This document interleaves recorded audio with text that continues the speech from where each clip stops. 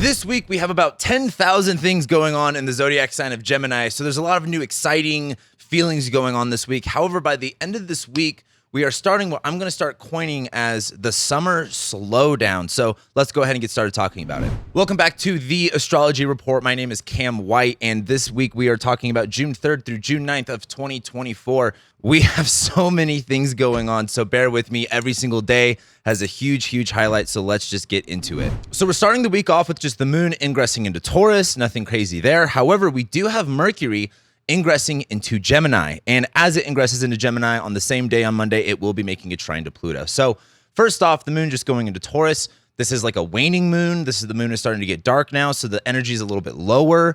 And I like that for the moon in Taurus because the moon being about emotions, comfort, security, it'll be exalted in Taurus. So there's a big part of Monday that's kind of like getting into your routine, getting into your vibe. This isn't a week about starting all of these amazing things or doing anything, super spectacular or building up to something. This is really about like kind of taking in everything. It reminds me almost of like the last day of camping where, you're kind of packing up everything. Everything's you're pretty comfortable. You're not ready to pack up just yet, but you're enjoying your last, breakfast or your last cup of coffee at the campsite.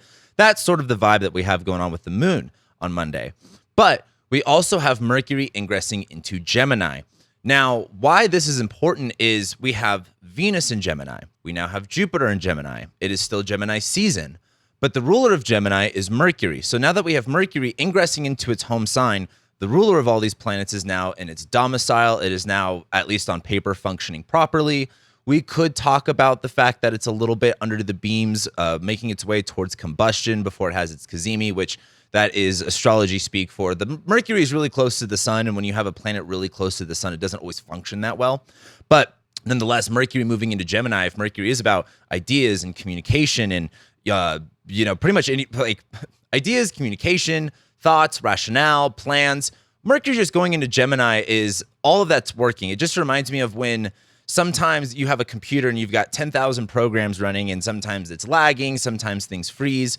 This is kind of like you've got 10,000 programs on your computer and everything's running efficiently so you can, do this and do that and go all over the place. But Mercury also trines Pluto. Now, between Monday and Tuesday, I do think that there's going to be some very interesting news happening in the world. The issue with making that statement is something I've found more and more is there are things that don't make the news in a way that the masses really see, but they do make the news that are very, very, very important that only a select group of people that pay attention to a specific kind of news see. I say that because Jupiter just ingressed into Gemini. We'll have this Venus Cazimi in Gemini. Then Mercury enters it and makes a trine to Pluto, which is kind of connecting more of the dots of Jupiter trine Pluto. So anyway, I just kind of look at this as like a more on a bigger scale and more of a meta scale, this being a little bit more important. But as Mercury does trine Pluto, there is a level of like, hey, these ideas that we have, the way that we're communicating, what we're sharing, what we're learning is powerful to some degree. In my own personal life, I've seen that. It's just been hard for me to like recognize. Like I've got all of these things going on that are very powerful, but it took me until before I recorded this video of like, oh my God, like, yeah, Jupiter is trining, Pluto right now, and Mercury's going to trine Pluto. Like this is actually kind of a big deal. This isn't actually something small. This is actually like very empowering in a lot of different ways. The one thing I would say is like with Mercury trining Pluto is understanding, what is like ill intent versus what is just kind of like a powerful transition, like not maybe reading too much into the weeds. And because again, Mercury is about communication. You might hear something, you might again read a news article. And Pluto, yes, is about power, fear, corruption. And there might be a part of you that's just kind of like, hey, like this is ill intent, this is bad, and it might just be circumstance. Now, the reason I say that is rather than trying to paint a picture of like morality around it, just being able to recognize that it is what it is, that it is a powerful transition, that there is something bigger going on. But nonetheless, on a more personal level, I think with Mercury and Gemini, our thoughts, our ideas become much, much more clear. I think they just become a lot more streamlined. And as they trine Pluto, this is like a very powerful connecting of the dots. Like, again, your brain is operating at max capacity is the way I almost look at it. Like, I know a lot of people struggle with brain fog and low energy. And this is kind of like, you don't got brain fog. You don't got low energy. everything's running on all 4 cylinders. So I think there's just a lot to look forward to on Monday in terms of just mental stimulation. And for the people that can get overwhelmed with all that stuff, this might feel really overwhelming, but I don't know. Like everyone says that they're autistic, and this is very like we're all pretty much stimming at this moment. So then we get into Tuesday, and I'm really looking forward to Tuesday because Tuesday is a heavy hitter of transits. Mercury conjoins Jupiter. I think this is one of the more important transits of Jupiter in Gemini, which we'll talk about. We have the Venus Cazimi in Gemini as well. I'm really looking forward to this. I've been really looking forward to this since I looked up 2024's astrology, which was years and years ago. And the moon, while it's still in Taurus, is going to be making a sextile to Saturn and conjoining Uranus very late in the evening. Now, the Mercury-Jupiter conjunction, it's just, there's no other way to say it besides it's a lot. Because again, if Mercury is the tiniest planet and Mercury kind of takes what the sun is doing and like brings it more into focus, like the sun is in Gemini, we're more curious, we're more social. And then Mercury's like, oh, let's communicate that. How can we connect those dots? Like if I feel more social and I feel more open to ideas, like what does that look like? Do I just go to this new meetup that I haven't been to before? Do I hit up friends that I haven't talked to in a long time? Do I explore these ideas that I have? But Mercury conjoining Jupiter is just turning that up to 11 essentially. And with Jupiter and Gemini, again, yes, it is in detriment. And that's important to know because again, like for example, like people like to say Neptune rules Pisces and it doesn't. There is a very, very long, like couple thousand year rich history of astrology. And all these astrologers have all agreed that Jupiter doesn't function well in the sign of Gemini. And Jupiter is about, again, narrative, story, fantasy in a lot of ways. Again, we associate that a lot to Neptune nowadays, but even though in ancient astrology that was more of a Jupiter thing. But Jupiter's in Gemini where it's kind of like, for example, it reminds me of when your grandparents would tell you a story and that like you believed it and then you find out later on that story was a lie, or at least it was exaggerated and there was actually a little bit more information that you got that made you question that story. That's like Jupiter and Gemini. Based on the information that you receive, this is going to make you question the narrative that you have around this. And that's not a bad thing. It just is what it is. It just means that Jupiter being about like, oh, this is just how I believe and everything's, fine and dandy. It reminds me of, when someone who's like, let's say borderline atheist or like really, really devout Christian. And you ever see those like debates where someone just asks them the right question and they can't really compute it or comprehend it or answer it? That's what Jupiter and Gemini is about. And I think a lot of that's really good for, again, if you have a belief about something, you should like be able to back it up or at least have some sort of a claim rather than just kind of going off the willy-nilly. Like, for example, astrology. A lot of people say astrology isn't real and it's not a science. But when you actually look at the definition of science and how it all works, astrology fits that definition more so than anything else. And that's my argument. But nonetheless, Mercury conjoining Jupiter, I think, is just getting that idea, getting the right information for there to be an expansion around what your opportunities are, what your beliefs are. Jupiter is, at the end of the day, abundance, expansion. It is in Gemini, so it's kind of like, it reminds me of, biology experts, please don't roast me in the comments. Meiosis, when the cell splits apart, that's almost what this reminds me of. And rather than like making one thing extra big, it's just splitting one thing and making it into two, and they might be two smaller things. Mercury conjoining Jupiter is a lot of ideas going on. There's a lot of expansion ideas, and there might be like a lot more truth coming to your ideas. Again, very overwhelming. But now let's talk about Venus Cazimi. Last year, we had a Mars Cazimi in Scorpio, and I mentioned this video that Ryan Butler did. If you don't know Ryan Butler, he's a great astrologer. He's like more so medieval. And he made this video about the word Cazimi and why he's like, I don't think it's good. Because when you look at the ancient astrology stuff, what Cazimi is, for those that don't know, is when a planet conjoins the sun. And that could either be via a retrograde or when, for example, right now, Venus is on the other side of the sun. So right now, on Tuesday, if like we looked at the sun, Venus is on the other side of the sun at that moment. And in traditional astrology, a Cazimi is essentially like a formal death of that planet, a rebirth of that planet. And when a planet is getting closer and closer to the sun, it's like a sick and a dying person. But then when it conjoins the sun, that person dies, or like they begin their process of like healing, like they're no longer in critical condition, if that makes sense. But there is something to say about like the formal death of a planet. Now, I'm not saying like someone's going to die or anything like that, but just Venus is about pleasure and connection and fun. And, she's super combust at this moment, but then goes Cazimi, where there's this kind of like formal ending of like, I don't know if I like that. Like, I don't know if I'm into that. I don't know if this stimulates me anymore. Like, I don't know about you guys, but there's something about, I mean, I'm sure we all kind of share this, but every social media platform is doing short form content. And lately for me, I'm just like, I don't even want to spend time on my phone. I don't even want to spend time like wasting my life. You know, when you look at the statistics or the analytics on your phone, where it's like, how much screen time have you had? There's a big part of me that's just like, this is literally taking my life. And so that's just what I'm sharing in my personal experience. But why I'm excited about the Venus Cazimi is you need to look at what houses Venus rules in your chart, because whatever houses Venus rules, there is some sort of like formal restart there. And you may not see that accumulate into a way that you can actually visualize it until Venus leaves that combustion. But there is something starting new here. So again, look at what houses Venus rule. And I want you to think about June of 2016, the last time we had a Venus Cazimi in Gemini, which, by the way, Venus goes retrograde in the same exact sign every 8 years. And when Venus has her conjunction with the sun on the exterior part of it, that happens every 8 years also in the same exact sign. So the last time we had a Venus Cazimi here in Gemini was June of 2016. And if you look at what houses Venus rules in your chart and where Gemini rules in your chart, look at what the context of those houses like mean, and what Gemini rules in your chart, like what house it rules in, like what started new there. For me, Venus rules my 11th house of friends and my midheaven as well. And it rules my 6th house of coworkers and employees and stuff like that. In June of 2016, I just moved to Denver a month before, and I was looking for a job, and I ended up getting a job checking IDs at this bar next to DU, which was funny because I was 19, but like it was essentially checking IDs for this promoter to put on bands there.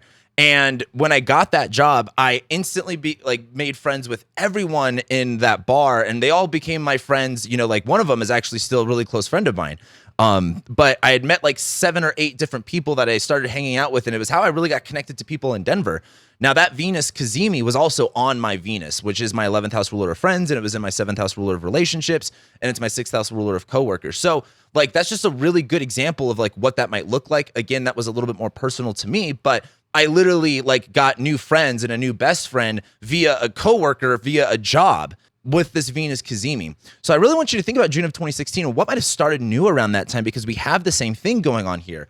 But when you add that into addition with Mercury, the ruler of Gemini, conjoining Jupiter, where this is kind of like, you know, the cat's out of the bag. It almost reminds me of, I can't think of the exact magic trick, but they open a box and all of the springs go loose, or reminds me of almost like a glitter bomb. Oh, a glitter bomb is actually a really good analogy for all of this. It's everywhere. You're never going to get it out of your carpet. I am now coining this the glitter bomb of the week. But the other thing that we've got going on Tuesday is the moon, while it's in Taurus, is making a sextile to Saturn and conjoining Uranus. Moon sextiling Saturn, just another day you're grabbing your mail, and then the moon conjoins Uranus, glitter bomb. That's just, I feel like the moon sextiling Saturn's not that big of a deal, but then the moon conjoining Uranus with all these other things just really adds to, like, again, something new is happening here, something explosive, something big, something exciting. And glitter bomb might be exciting for the person sending it to you, it may not be that exciting for you, but that's pretty much how I look at Tuesday. There's just a lot going on here that, again, in that moment, like when I first started that job, in that moment, I didn't know what I was getting into.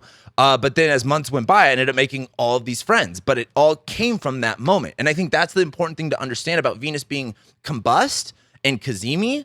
And then eventually once she leaves the rays of the sun, which I don't think that's until the fall, but once she leaves the rays of the sun, that's when I think you're going to start seeing what this event in your life actually, you know, meant. Then, if it wasn't Gemini enough, on Wednesday, the moon ingresses into Gemini. It's going to make a trine to Pluto. It will then conjoin Jupiter and then Mercury. I really look at this as a continuation of everything else.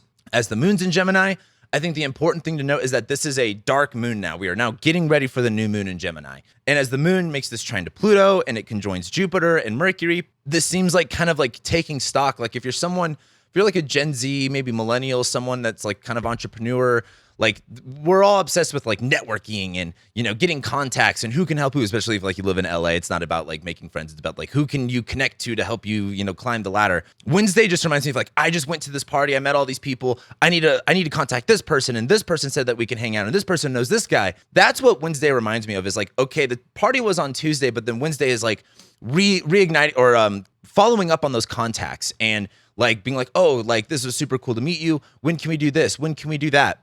And it is a dark moon. So this isn't like, again, oh my God, here's all these connections that I've made. It's like, okay, that was like a new thing, But now that that new thing has happened, I need to kind of reassess what's going on here. Again, contact people that you need to contact. I think Wednesday is full. It's a full inbox day. A lot of different phone calls, a lot of different text messages. The moon's trining Pluto. Great. These are powerful. The moon's conjoining Jupiter. For me, I'm super bad at text messages. Like if you text me, I just don't get back. But phone calls, I just don't stop talking. I could talk forever on a phone call.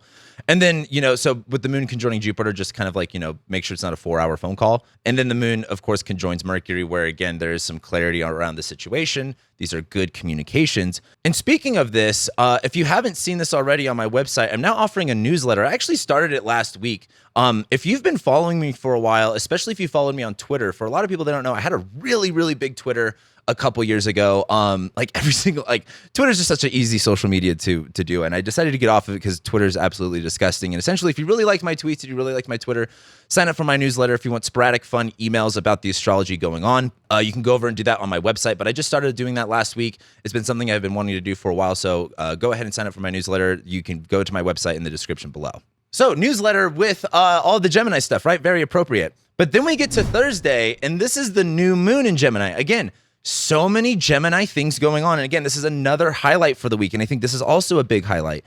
So we have the new moon in Gemini, and then almost immediately after the new moon, the moon will then conjoin Venus, and then it's going to square Saturn. There is kind of an issue with this where it reminds me of Venus in Gemini is very sweet tooth. Like I have a sweet tooth. It's like one of my biggest issues in my life, to be honest with you. But the new moon in Gemini is, all right, like now, like you don't even have to do anything with the new moon, to be honest with you. Like so many astrologers are always like, oh, new moon manifestation ritual. It's just kind of like the new moon sometimes is external. Like it doesn't really have to involve you.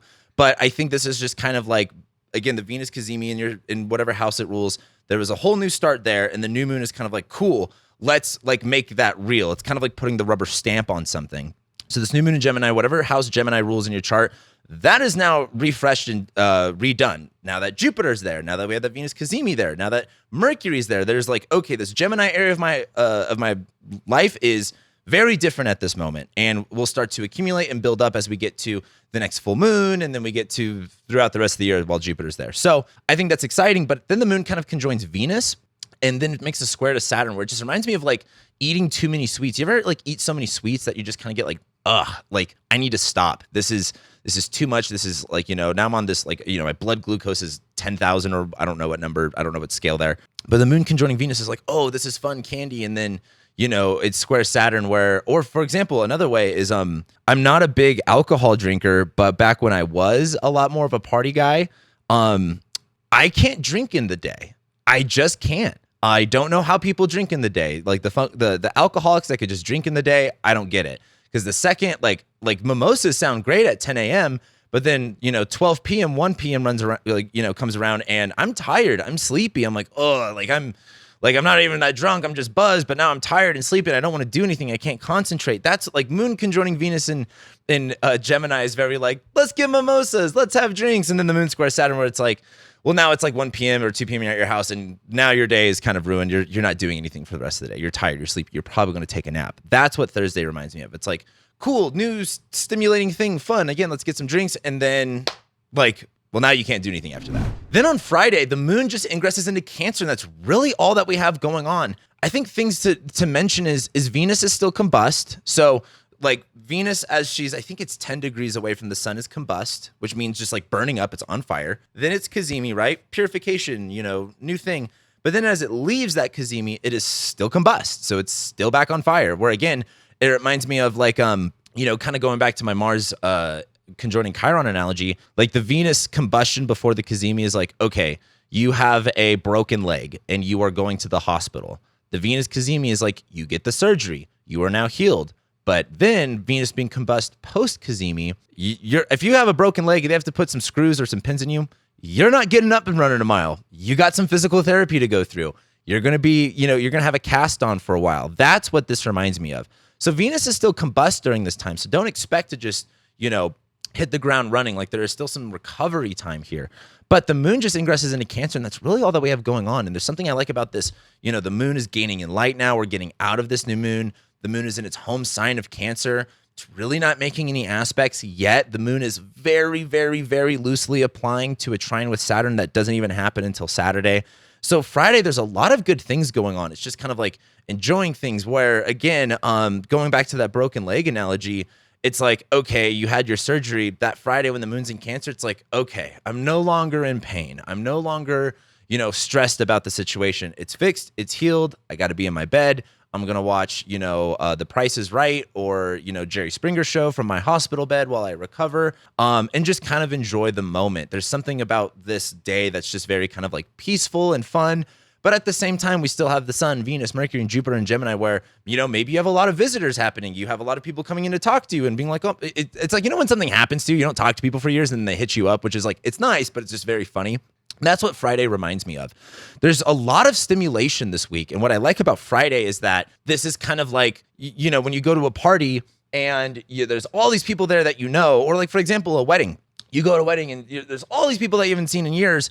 And you're like kind of saying, oh my God, hello, hello, hello. But then it's not really until like there's open dancing where you go to the bar, you have a drink, and you can really kind of connect with those people that you've been wanting to connect with since you saw them there. That's what Friday reminds me of. So I really like Friday.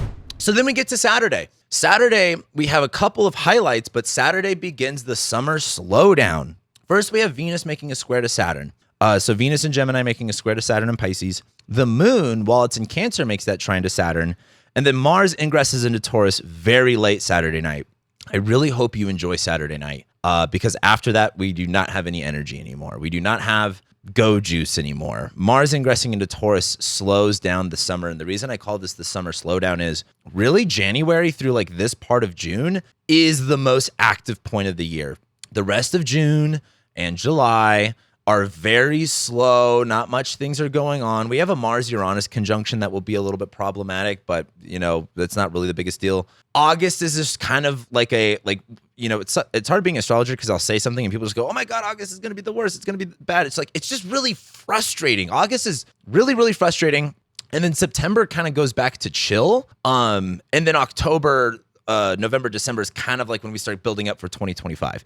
So we just kind of got done at this point with the most active point of the year. Everything's kind of a little bit more consistent. Not too many major changes at this point once Mars ingresses into Taurus. But let's talk about the rest of the transits. Venus and Gemini squaring Saturn and Pisces. Venus and Gemini squaring Saturn and Pisces totally reminds me of like trying to hit on someone. And there's certain people where you can kind of say something like very flirty and sexy and it works. They're like into that. And then there's other times where you just get like a hard rejection. Like Venus is about pleasure and fun and desire and relationships. And it's in Gemini where it's like, look at all these people. But then Saturn and Pisces is kind of like, no, you can't do that. It almost reminds me of, it was a couple months ago. I went out to a couple bars with my buddies and I got a buddy of mine who it's like whenever I'm out, like I'm not the biggest like flirt person because it's just like what's gonna happen here? Like it's just fucking annoying. But this dude just can fucking go to any girl and just get them to talk and flirt with them. Like he's like a Libra sun, of course. He's so good at it. It's just entertaining to watch because I don't even have to do anything. Like he just brings girls over. And I don't know how he does it, but we were leaving a bar and we're walking down the street and there's two girls walking like this way with us, right? And I'm thinking he's gonna fucking hit on them, watch. And it's like, it's nighttime, we're in the city. I'm like, this is like uncomfortable for these girls. He starts talking to these girls, right? Like I totally called it. And they're like fun and they're like, yeah, like follow us to this bar. And I'm like, okay, like that's crazy. Well, then we go to this bar and we're talking and it turns out they're like lesbians, which was just very like, oh, that's really funny. And they were both like bisexual or lesbians. It was one of those things where I'm like, I have no idea what is going on in this situation with these women. And he's like trying to hit on them and they were kind of hitting back, but then they were like, no, I didn't get it. So that was like Venus and Gemini squaring Saturn and Pisces to me, where it was just very like, oh, this is fun. We're going to meet these people. But then you're like, I don't understand the situation. There's some sort of boundary. There's some sort of wall I'm hitting here, but it's not like, there's no clarity around it. So it's kind of like, again, denying access to pleasure and love.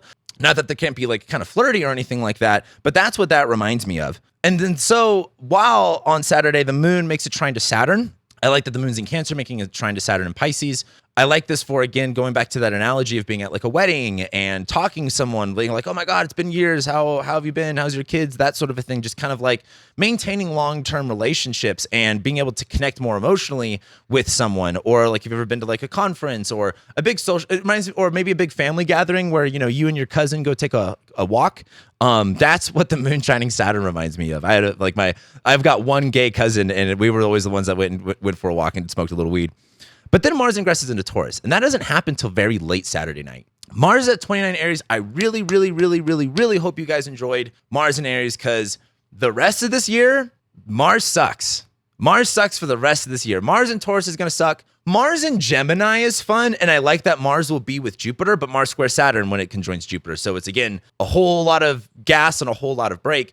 And then Mars is in Cancer, in shadow for like the rest of the year until November, when Mars goes into Leo for 5 minutes, which will be nice, but then Mars goes retrograde, so that goes out the window. That was the best. So January, we had Mars in Capricorn. You know, then we had Mars in Aquarius, that's fine. Mars in Pisces, that's fine too. Sure, it can join Saturn, but then Mars in Aries was really as good as it got.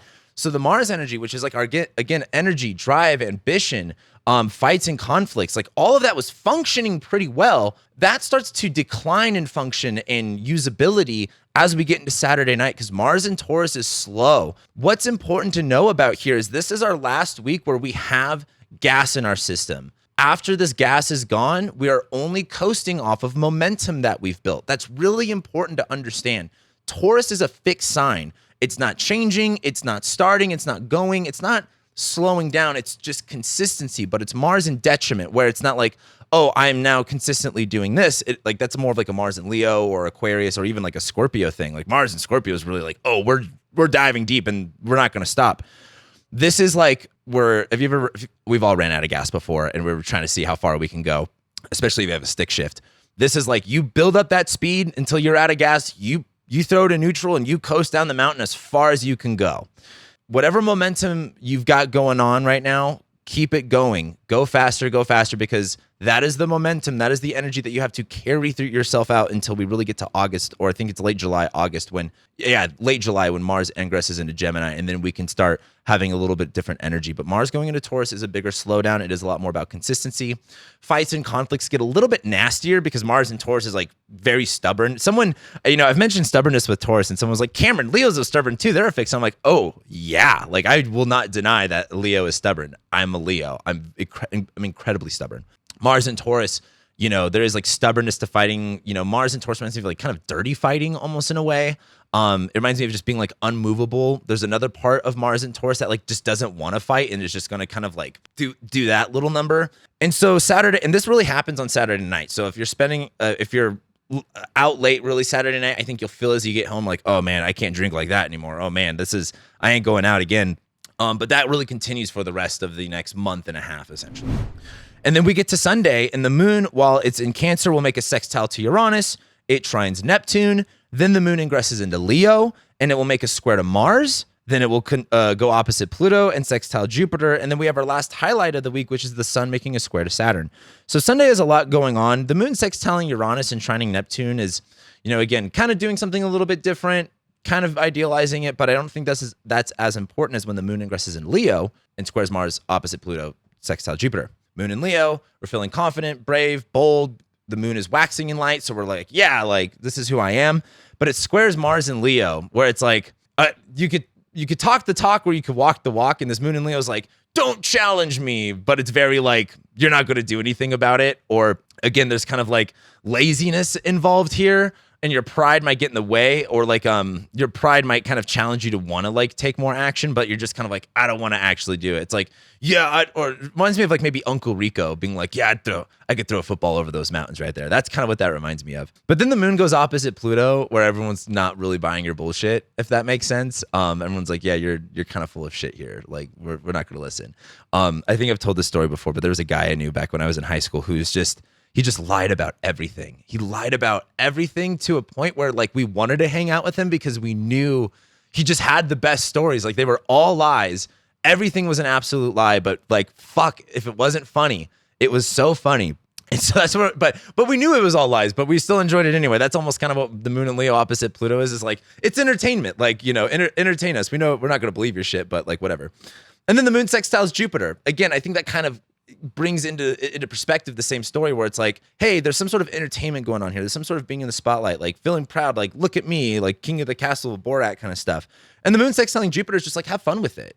Sure, people might, challenge you, criticize you, but like, don't be afraid to joke about yourself. Don't be afraid to roll things off. And I think as the sun is in Gemini, making a square to Saturn, which is again our last highlight of the week, there is a part of this that is like, I want to explore, I want to expand, I want this information, I want this curiosity, but I'm a little bit burnt out right now. Like the sun squaring Saturn just reminds me of some burnout. So Sunday night, like, don't be afraid to take it easy on Sunday, in my opinion. Next week, we're going to be having Mars make a square to Pluto. Again, I think that's going to be bigger news stuff, to be honest with you, and I think that will be really frustrating for a lot of us. We have the Mercury Cazimi next week, which again just adds on top of everything that we had going on this week with all of the Gemini stuff. And then Venus squares Neptune. This is going to be a funny transit, in my opinion. So, like I said before, make sure you guys sign up for the newsletter if you haven't already. I'm starting a nice little fun trend of fun astrology things sporadically in your email.